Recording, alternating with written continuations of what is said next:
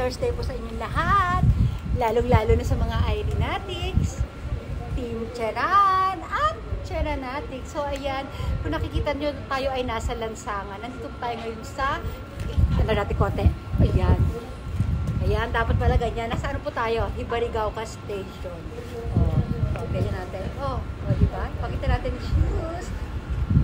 Dito lang tayo sa tabi-tabi. Kasi natin yung asawa ko, meron kami, wala naman kaming date. Sinamahan ko lang siya dito sa meeting niya dito sa natin dito.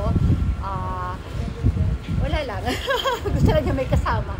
Pero hindi ako kasama sa meeting. Waiting lang po ako dito. Ayan. Kung nakikita niyo yung ating malamig. Diba? Siyempre, kailangan natin mag-isgal na naman ulit. Lalapit. Hahawi. Pupos. Diba? Ganyan lang.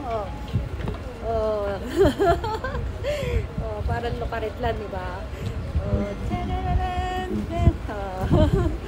Ang ating bag yun pa rin, yung bag ko kahapon ng pagsundo ko sa airport, diba?